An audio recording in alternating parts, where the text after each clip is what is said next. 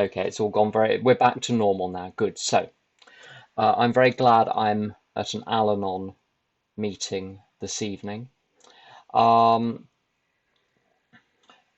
the topic was tips for newcomers. And, well, I don't know if I've got any tips for newcomers. So if you're looking for tips for newcomers, you might be disappointed. But I'm going to say some things. And if those things are helpful, that's great. And if they're not, that's great.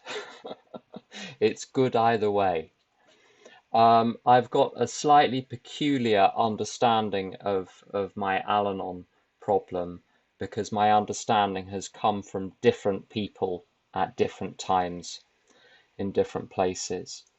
Um, so I'm just going to set things out as I see them, and I may change my mind. My whole Al-Anon problem, my whole Anon problem, is a problem of responsibility. And by that I mean this. The truth, as far as I am concerned, is I am responsible for what I believe, for what I think, for what I do, for my attitudes, for my beliefs, for my feelings, for my internal world, for my external world.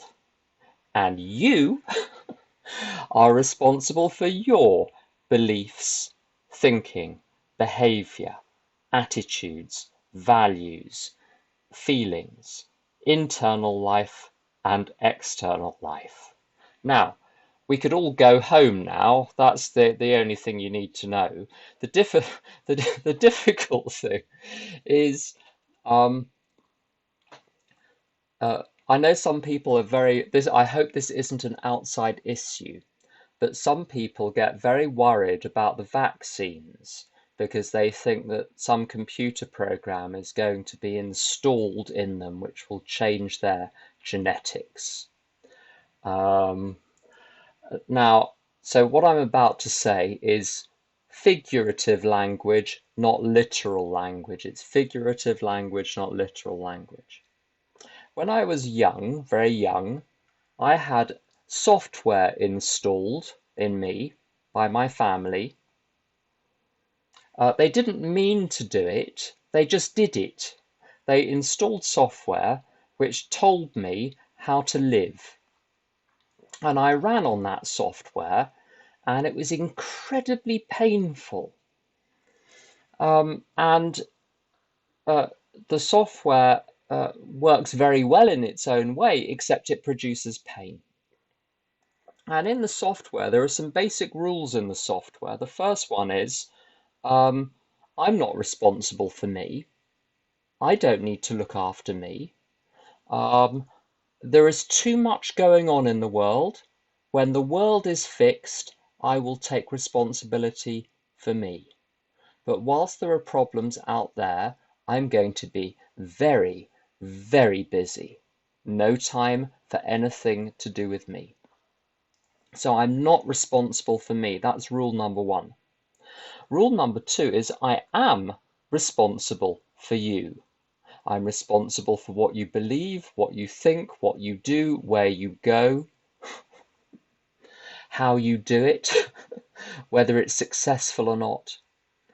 And so I learnt this from my mother as how to control and how to bulldoze, how to manipulate. So these are the first two rules. I'm not responsible for me, I am responsible for you. Other things, I don't know where I learnt these particularly because they weren't so much in the house I grew up in. But the third rule is you're not responsible for you. So if you treat me badly, there's always some good reason, and I have to put up with it. So I'm not allowed to say anything. I'm not allowed to walk away. I just have to live with it. So you're not responsible for you. I wouldn't let people take responsibility for their actions. And by that, I mean, I would stay in very damaging, they say today, toxic relationships, because I would not hold the other person accountable for their behavior. I made excuses for them. And then I would take care of them. There's nothing better to distract from your own problems than looking after someone else's. Sometimes I don't know what to do about my own problems, but I discover I'm very clear about what you should do about your problems. I have this amazing gift of clarity when it comes to other people's problems. And I'm not the only person in recovery like this.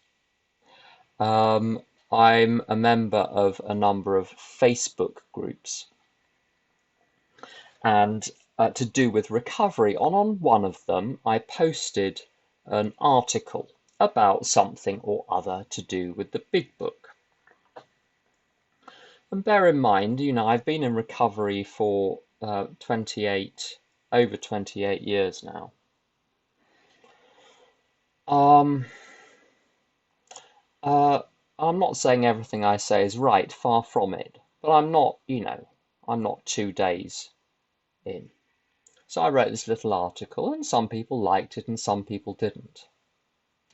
And there was one person who decided that I've never met her before, I've never interacted with her before, I don't know who she is, I don't know where she lives, I know nothing about her, and she knows nothing about me. But she decided that what I needed to do was this is based on her reading the article, she decided that I needed to get a sponsor and work the 12 steps, and then I would understand the big book and stop talking rubbish. And that God's will for her was for her to give me this very useful advice. She was very, very clear about what I should do. And I identify with that. I can know someone for 4 to 5 seconds and be very clear about precisely what needs to change in their life.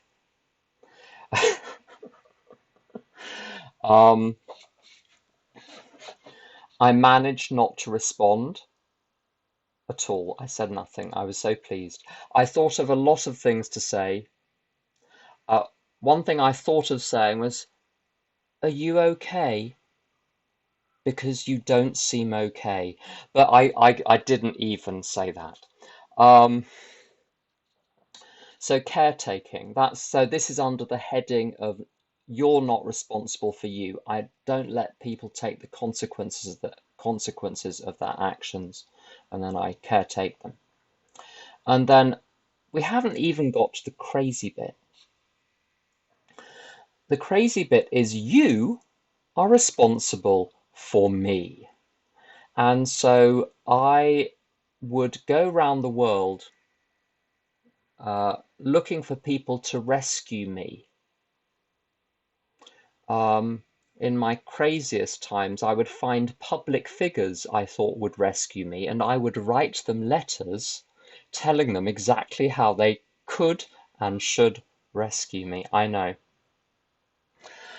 none of you have ever done anything crazy, but maybe one day you'll meet someone who is crazy and you'll be able to say, there is one more crazy person. And worst of all is victimhood. So nothing was ever my fault. And this combination is deadly. I'm not responsible for me, but I am responsible for you.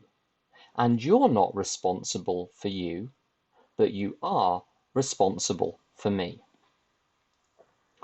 Now, the crazy bit, the really crazy bit, is I would choose, for people to rescue me, I would choose alcoholics and addicts with a tiny little problem with anger and a tiny little problem with staying sober.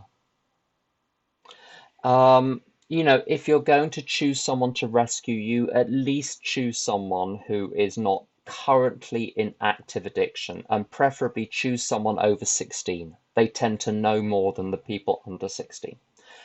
So that's rescuers. Um, Caretaking as well. Uh, I've always been drawn towards people with unsolvable problems.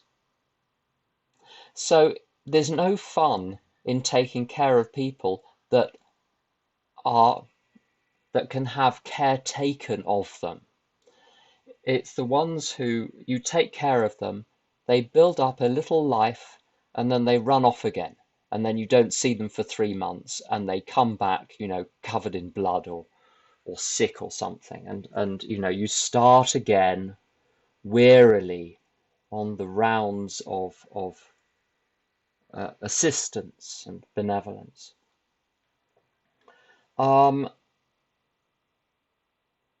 Just having one crazy person in your life, in my experience, is enough to drive you completely crazy.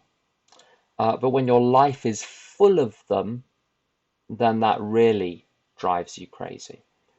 And Al-Anon wasn't my first fellowship. I first went to an Al-Anon meeting about a year after I went to my first fellowship, because after a year of being in my first fellowship, literally everyone I talked to was in recovery, and so presented boundary problems. um, and so if I wasn't ready for Al-Anon before I joined recovery, I became ready for Al-Anon because I was in recovery. I couldn't have stayed in recovery if I hadn't learnt some basic Al-Anon tips. The basics of recovery, I think, are the same in all fellowships. And I think there are 6 elements. The first one is, as my friend Tom said, 100,000 meetings. I know in the Al-Anon script, they suggest that you try 6 different groups, 6 different Al-Anon groups. I'd suggest about 100,000, and then eventually you'll find one where there's just the right amount of knitting. There are knitting Al-Anon meetings, there are crocheting Al-Anon meetings, there are macrame Al-Anon meetings, and then there are the meetings where they don't do that. Eventually you'll find one which suits you. The second one is fellowship. Talk to other people in recovery. Now, I'm going to share an opinion. I apologize for that in advance, and I hope no one takes offense, but if you do, well, that's your business. There's one thing more toxic in my life than an alcoholic or an addict who is out of control, and that's an Al-Anon who is out of control. The alcoholics eventually pass out, or they run away, or you don't see them for a few days, and they're thinking only of themselves. Whereas I grew up with some Al-Anons in my face, and I found it very difficult in Al-Anon to find people who were safe, in that they didn't interfere with my thinking or my behavior without my permission. And so I tested people out in Al-Anon very slowly. And the people that I was attracted to in Al-Anon were people who would simply listen to what I was saying and offer their advice only if I deliberately asked. And it took a while to do this. I had to burn through a lot of people. I would start to tell them what is going on, and the advice would just come at me straight away. So that took a little while. It was harder in Al-Anon than in the other fellowships. Sponsorship. I needed someone to take me through the steps. I needed to take the steps. So that's 4 things now. Lots of meetings, fellowship, sponsorship, steps. Have a daily program. My first sponsor said to me that the most dangerous thing for someone in recovery is unstructured time. With my Al-Anon hat on, I can be too structured. So I need just enough structure, but not so much I'm in prison for the next 30 years. I'm the sort of Anon who makes the, Stalin only made 5-year plans. I make 30-year plans, 40-year plans, and then my life is over because I'm trapped in the plan that I wrote. So daily structure is good, however, and some service. So that's the 6th thing. Some basic ideas which have really helped me to to find solutions and to start to detach from other people. On the solution side,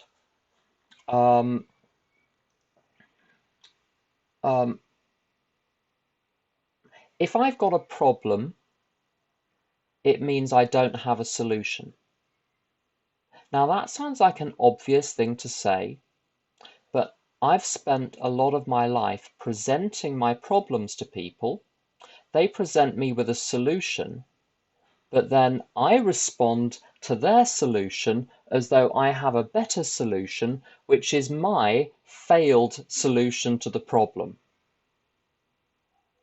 So I would listen to advice or input, but be very resistant to looking at things differently.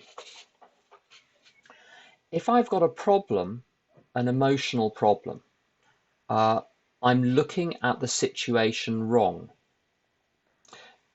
I may be looking at the situation 99% right and 1% wrong.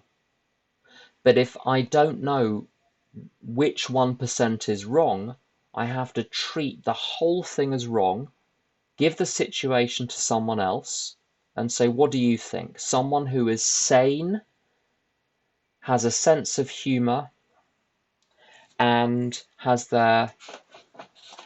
my best interests at heart, and who is recovered.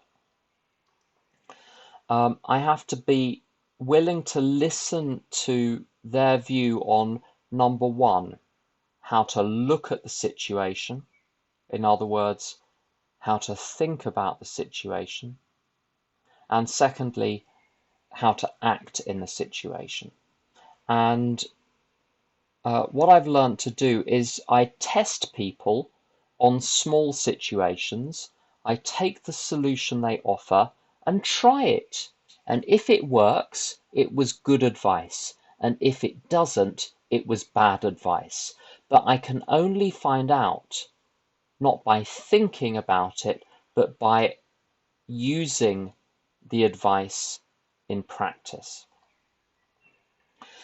When I'm upset emotionally, when I phone my best friend in recovery, I say, I must be looking at this situation wrong, or I wouldn't be upset. Tell me where I'm wrong. And that stops me from arguing. If I've already decided the other person is right, that my friend is right and I'm wrong, I'm going to get a clear message which I'm not going to react to. But I've got to recognize I'm wrong first. If I don't recognize I'm wrong, his advice will conflict with the advice I'm giving myself. And there's another problem as well.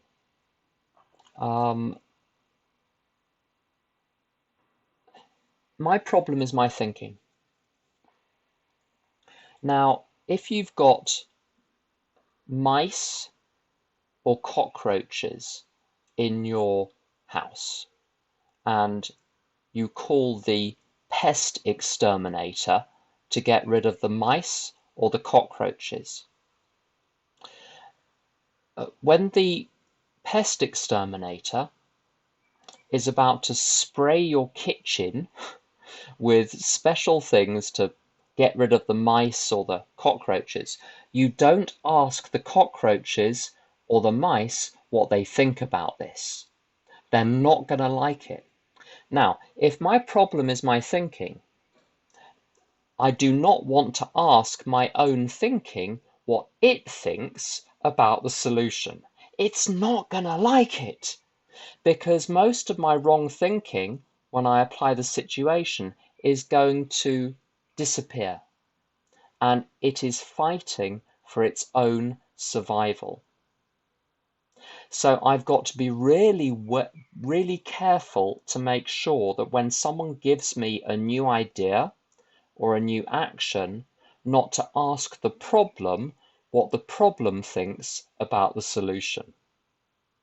This will save you 10 to 20 years. If you want to save time, then that's a really good way of doing it. On how to start detaching myself. There's a French novel which I read a few years ago. And in the novel, there's a 17-year-old boy. And he comes back from his... And he comes back from the summer holidays, and his best friend has disappeared. The family has moved. No letter, no phone call, nothing. And he goes to this old friend of his, a Russian emigre living in Paris, a photographer. And he tells the photographer this story about how he has been so ill-treated by his friend. And I've got the quotation from the story here. The photographer says, it's not his fault, i.e. it's not the friend's fault. You're the one who is responsible. And the boy says, how could you say something like that? I did nothing wrong. And the old man says, you say that your friend acted cruelly. Yes, he acted cruelly. And the old Russian says, if he had considered you to be his friend, he would not have acted like that. He was not your friend, therefore. The fault lies with you for assuming he was your friend without paying attention. You have to know how to distinguish real friends from false ones. He goes on to say, with friends, people often engage in wishful thinking. You could have been a little more careful in your choice. And in lots of my toxic or dysfunctional relationships, I wasn't in the relationship with the person as they actually were, because if I had been, I would have left. I was in a relationship with the person I thought they were going to be once I had fixed them. And that's a very different matter. There are two types of relationship. Actually, there are three types of relationship in my life over the past many years. One type of relationship is a relationship with people who are basically healthy emotionally and sane and well and kind and respectful and good things. And today that's most of my relationships. And then there are relationships which cannot be fixed because the person is too unwell. And with those, as soon as I realize the relationship cannot be fixed because the other person is too unwell, or I am too unwell around them, and this year is not the year to face that problem in me. If you don't face the brokenness, there's lots of different types of brokenness. There are lots of different ways to be broken. There are certain types of brokenness that I needed to be in recovery for 15 or 20 or 25 years to face. So if you postpone certain problems, they will still be there in 20 years' time. So you won't lose them. Don't worry. The problems will still be there. You do not have to learn everything at once. So certain types of very difficult relationship, I could just wait. It's fine. I will come back to that type of person in the future and learn how to deal with it. But now I can't do it. I can't deal with it. If I were better, I could, but I'm not, so I can't, and that's okay. And then in between, there are relationships where you can't avoid the person because they're in your blood family.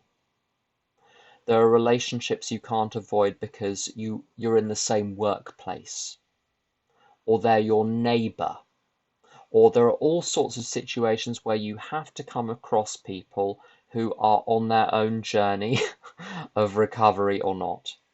And that's where the tools of the program really come in. It's learning what to ignore and what to respond to. And today, in the relationships with difficult people, I can't fix any of the difficulties, and I just ignore them. I just respond to the bits of the relationship which work and ignore everything else. That's generally what I do. And some basic ideas about boundaries. As soon as you say boundaries, everyone in Al-Anon gets their pencil out. It's people's favorite topic. How we can get them to change.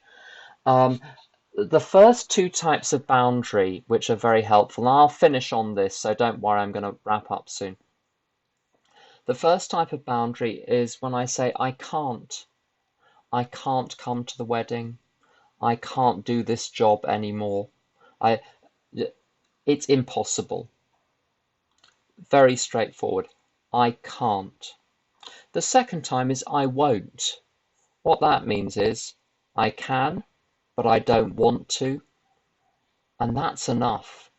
There was a scene in Friends, I know people have heard this before, where Phoebe, someone asks her to do something and she says, I wish I could, but I don't want to. Which is amazing. I did not know you were allowed not to do something just because you didn't want to.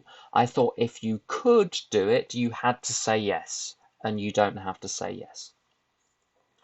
The three other types of boundary are, they go like this: stop it, do it, or do it differently. Now, they're like Tiffany's vouchers. You don't get many of them, so spend them wisely. I've discovered if I set too many boundaries with one person, the relationship is dead within 2 weeks. So with boundaries, occasionally I get to set a boundary. Most things are not nearly as important as I think they are. And honestly, lots of my program in Al-Anon, you have to do the steps, but lots of the program is applying these basic questions of boundaries and the basic questions of what do I respond to, When do I respond to it? How do I respond to it? Do I respond to it? And I'll give you a couple of slogans to finish on. A few slogans from my friend, Anne. The first one, wait. Why am I talking? Waste with an S. Why am I still talking? And the last one is, don't get your help all over people. Help is the sunny side of control. So I'm careful these days to help only where I'm asked to. So I'm going to stop there. Thanks for listening.